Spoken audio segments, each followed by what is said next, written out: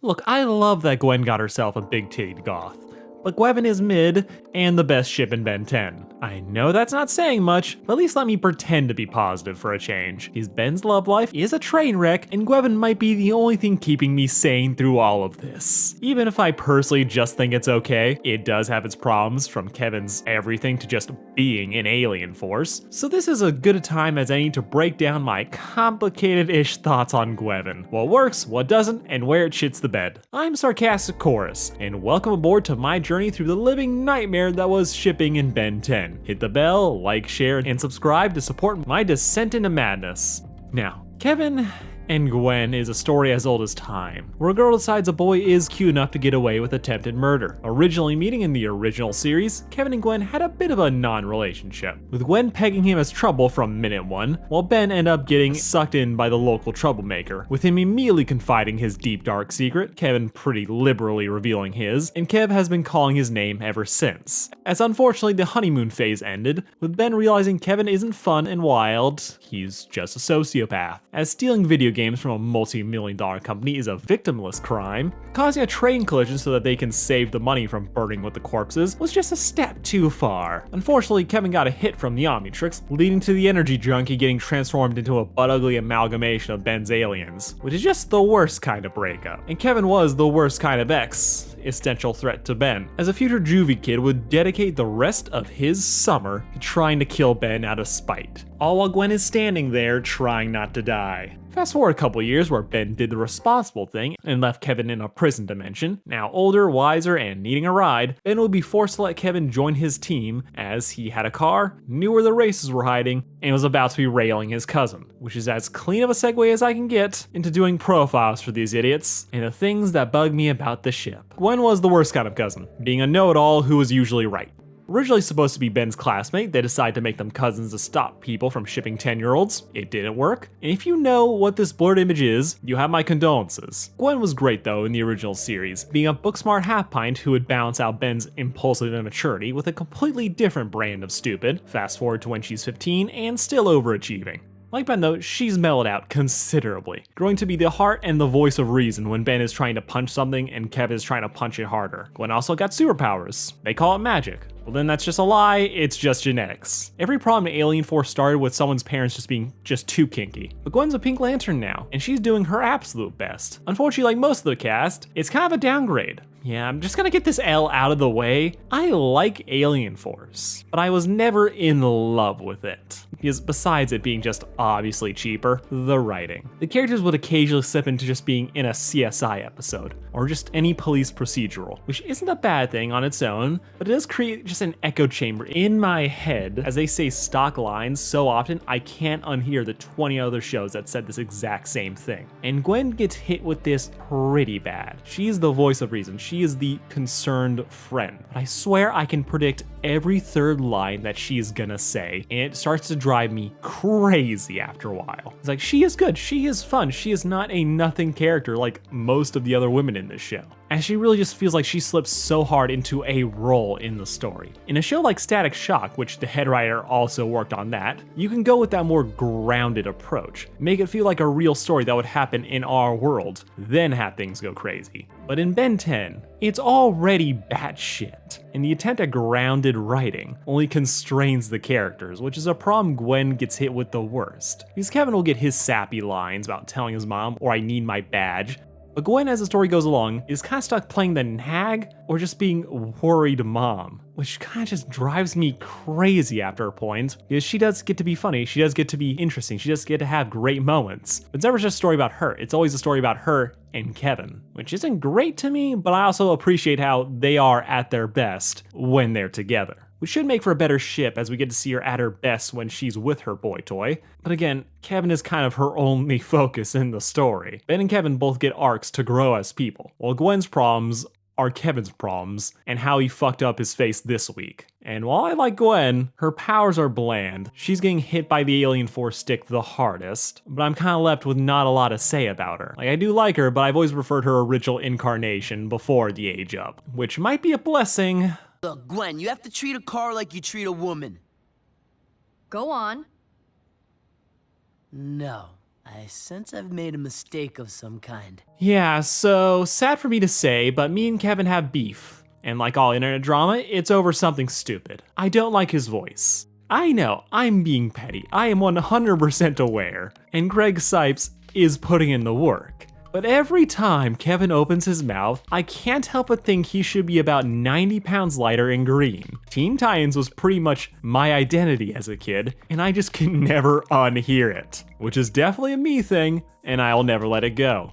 Thankfully, Kevin was able to let go of his hate boner for Ben and join the team in Alien Force because he is easily a highlight of this show. Well, you can definitely say that Kevin's inclusion in the show was a little rushed. People mature and grow out of their asshole phases all the time, but I've yet to see someone outgrow attempted murder. But Kevin did so, because he needed to become the resident bad boy who's desperately pretending he still has street cred. As he pretty much handed in his edgy villain nonsense to be a lovable himbo with only cars and Gwen in his head. And the rest of the space is just free real estate for whatever trauma porn and angst is gonna slap him in the face next. Also that his friends have something to deal with. Him becoming a member of the crew immediately works out for the best in the long run. He's pretty much the perfect lovable jackass, picking on Ben when it's appropriate, while knowing when he needs to be the adult in the room and shut that shit down. They kinda cheat a little bit by making his dead dad a space cop, and that's why he's so happy to be a good guy. But for as trite as some of his lines are, you can't help but smile when the boy gets a win. Oh.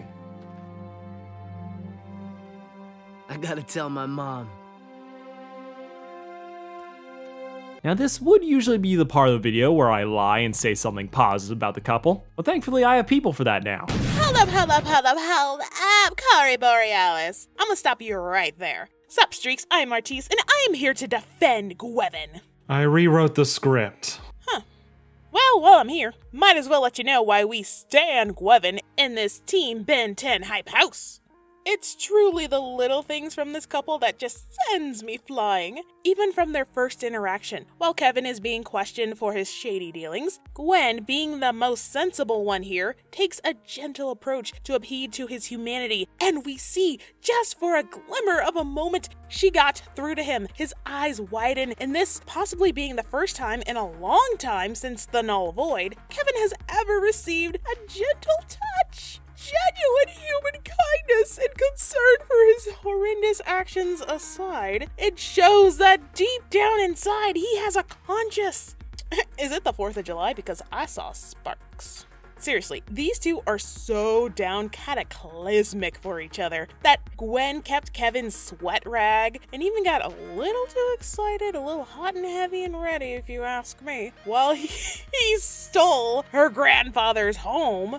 Damn, girl, chill out. Or how about when Kevin constantly watches over Gwen and gets uber jealous when any other guy comes her way, especially when they were forming that harem of heroes to help Ben fight the bad guys.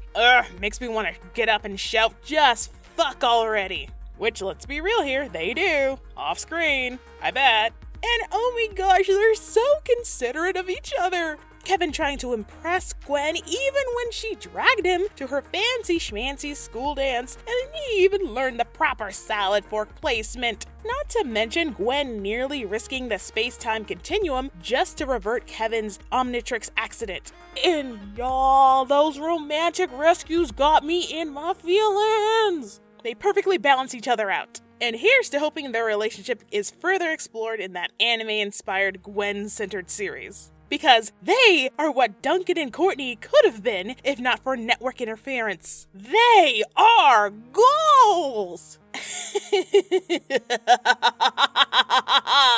She does that evil laugh too well. But she is right, Kevin and Gwen are a solid prep meets bad boy couple, but without the creepy ending. As rather than balancing each other out, they inspire and bring out completely new sides to their characters. From their first meeting, Kevin is just smitten, and not being subtle in the slightest. Follow me! I'll follow you anywhere. Except there! Come on, Gwen, paint job! Which if that isn't just perfect Kevin, I don't know what is. A real heartfelt moment. Then his car gets fucked up and he's back to his usual self. I appreciate how, like most things in Alien Force, they don't waste time setting up the ship. But I can also say they might have laid it out just a bit too strong. As Gwen reaching out to him is great, Kevin following her anywhere, okay. Ben is still in the car, but his empty head echoes, so he thinks aloud. Then we have these full stop moments, though. Dad, stop making jokes about him! Don't talk to her like that. But yeah, that's gotta set a few people simping for this couple, but my reaction to that was, that's a bit strong this early on, as the man literally just met her an hour ago. But it all helps culminate in building a better, healthier relationship than anything Ben has. From Gwen being the only person consistently willing to give Kevin the benefit of the doubt, because horny, and him being too cocky to admit how hard he's fallen. Them coming together is super fun, while not letting any element drag itself out. It's basically just Kevin coming to accept that she's gonna top him, and seeing Gwen really assert herself as his better half leads to them being more fun than trouble, with the impetus for them actually going out being Kevin accidentally pushing her into the arms of an eviler, posher version of himself, Michael Morningstar. Michael is also an energy-absorbing hybrid, but while Kevin has kicked the habit, realizing it for the self-destructive habit that it was, Michael is committed to the sexy vampire thing, luring girls into his place so that he can feed on them till they're left as shambling husks. Kevin hates his guts immediately because Mike was making moves, but when Morningstar reveals his true colors, Kevin just happened to be right and fought to save her, with Gwen being the one to save herself thanks to her friend's distraction. And from there, Gwen gets to live its best life, while Morningstar is trapped as a Doctor Doom knockoff. From here, the ship has fully set sail. Filled with cute nonsense, Kevin is stressed about embarrassing Gwen at her prom, as even the tough bad boy is scared of not living up to prep school standards, which are non-existent, because they're all dumbass rich kids. But it goes to show how much he thinks of Gwen that that's what he pictures her school as. Other stuff happens.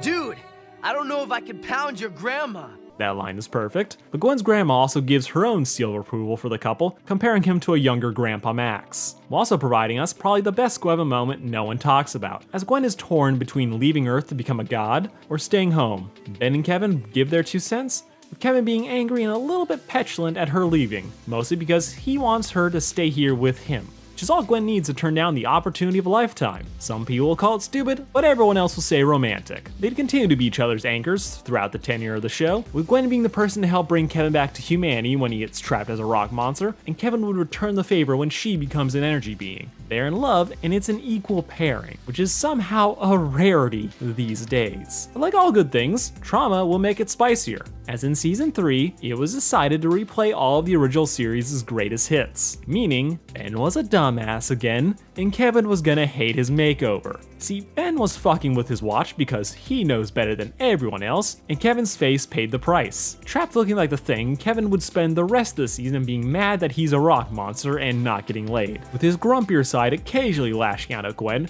who was doing her best to help her man through this rough patch, working every night to fix him, but he doesn't know that, so he assumes she's doing nothing, which would lead him to take the first girl to compliment his car for a ride, but even then still stays loyal till she forces a move, possessing him because of course she's evil and Charmcaster, a villain you may know about, and if you don't, you're not missing out. The episode ends with Gwen still being mad at Kevin because, If you like me so much, how come you haven't bothered to find a way to change me back? Dude. After all, as long as I'm a monster, no other girl would want me, right? yeah, that was kind of a dick thing to say, but eventually they're able to move past it. And by past it, I mean they don't bring it up again. But still, we get other sweet moments of Kevin giving Gwen a locket of his face before he started to use sandpaper for acne, because he really cares about his appearance, and she thinks he's kind of being dramatic. Through all though, you get to really see how much they care about each other. It's a fucked situation that is obviously gonna put strain on their relationship, as this is the second time that this has happened to Kevin, and he's not sure he'll be able to fix this one. It doesn't justify his behavior, but it does explain it. Unlike Ben, who's acting like this because of a company mandate. Both of them would keep trying to fix Kevin's problems. One would go so far as to try and go back into the past to prevent Kevin from becoming a 4-in-1 Speedo. But like always, time travel fucks everything up, with Gwen having to let the accident happen to prevent the end of the world, and now has to just stick around and try to live her best life. Meanwhile, Kevin is doing his own stupid shit, partnering up with the worst Doom to fix both of their problems with a magical MacGuffin, leaving both of them without powers, but hey, they're pretty again. Except no, Gwen figured out something was up, and Morningstar was of course up to no good. With Kevin realizing where his girl must have gone, and has to then turn himself back into a stone monster to save everyone. Only this time, it's because of his own choice to save his friends, instead of being a casualty of Ben's ego. And this helps him a lot. It really does help him accept that this is his situation in life. It helps him be a little bit more accepting of his appearance. Because again, this was his choice. It wasn't a complete accident, this situation still sucks, but if it was to save Gwen, he'd do it again in a heartbeat. Like all things not given a mandate, they end. Kevin ends up becoming normal again in the finale once Ben's watch gets destroyed. Gwen and Kevin become a happy couple, and nothing stupid ever happened after that. Face it, Gwen, whatever I look like, I'm a freak. Fine, let's talk about Ultimate Alien. Ultimate Alien is just season 4 of Alien Force. Ben got a new watch, and like comic books, they thought slapping a number 1 on the title would draw in new fans, who would immediately leave once they realized they were missing all the context. With a new villain that's the same species as Kevin named an Osmosian, this turns out to be complete bullshit later, but I'll talk about that in a different video. But this new guy is here, and he's playing to eat a baby to become God. Out of time and options, Kevin breaks his sobriety, absorbing energy from the Omnitrix, turning himself into a monster again, and being the shit out of the new guy just for good measure. Only problem? Energy makes him crazy, so Kevin goes from 11 to 100 again, and is now out on a revenge quest against everyone who has ever so much looked at him wrong. Also these other guys, who totally deserve it. And this, I think, is one of those areas where, again, I like the idea, execution is less great. Because I appreciate Kevin, I appreciate Gwen. I feel like sometimes the writing falls a little flat, but overall their chemistry makes it work. Then there's shit where the execution... You got me shitting me! Like, this should have been the highlight of their entire relationship. Kevin is losing his mind, with Gwen being the only one who can help him hold on to even a fraction of his sanity. This moment of love about overcoming gets drowned out by Ben fucking screaming about how he's gonna kill Kevin. He touched the Ultimatrix to save us. It's not his fault the power affected his mind. Maybe not. But fair or not, he has to pay the price. Now I know that sounds bad, but it gets worse. The only thing we can do now is take him down. But now he's a monster. True. And I'd put him down like a mad dog. Yeah, literally everyone that isn't Gwen won't shut up about how they have to kill Kevin. And yes, he is dangerous. And yes, this is the same show where they let galactic dictators walk it off. This look is so bad, you literally can't focus on anything else. Ben is really sitting here talking about how he's going to kill his best friend, and it's not even fazing him. It is just an inevitability to him. Like, he throws out excuses saying that Kevin is more crazy now than he was when he was a kid. But Kevin came back from that. It's honestly insane just how down this whole cast is to kill Kevin, and how killing is never an option until this point, leading what should have been the best Gwen arc to just be a frustration lane, as she comes off as less being in love and more like the only person not acting out of character. You're kidding me, right? Gwen's already wasted enough time trying to find a cure for Kevin. It's too late for that. Every moment he's on the loose is a moment too long. What the fuck is going on here? And even when they do fix Kevin, because of course Gwen was able to pull that off, and Ben decide, hey, let's not kill him at the last moment, we get only one hug between the couple, for Ben and Kevin ditch her to go get smoothies. Because we really need to sell how cool these two are with each other after the attempted murder thing. And of course when the couple came back for Omniverse, they'd be immediately kicked out, as Gwen was going off to college early and Kevin was joining her. And even though Gwen says this is for a higher education, they're probably just sick of Ben's nonsense. They of course would pop in from time to time. Kevin had a hot fiance he pawned off on Ben, but no matter how many people got stuffed in Ben's harem, Gwen would remain the best ship in the show by a long shot. But like most things in the Alien Force era, I don't love it, but I don't hate it either. I appreciate how Kevin feels like a guy in an actual relationship. I like their dynamic. He doesn't love going to the mall. He doesn't love doing the couple shit. or anything that isn't working on his car. But he loves Gwen, and a happy wife means a happy life. He's got big uncle energy, though that might have just been mine, while Gwen got to be the teen mom who was always 3 seconds away from slapping these boys over the head for their nonsense. Together, they gave us the most consistent character moments, and were running laps around Ben and whatever the hell he was doing with Julie. But at the end of the day, I only liked it. And I know how popular this ship actually is. And I'm not gonna try to convince anyone they're wrong. I know I'm wrong on this one. So let's do something different. Why don't you tell me down in the comments what you loved about Gwen and try to convince me it's better than good. Because I do think there is a lot to this ship. I do feel like it is fun. It just doesn't hit me personally, and I'd love to get your guys' reaction. Now, next week I won't be doing a Ben 10 video.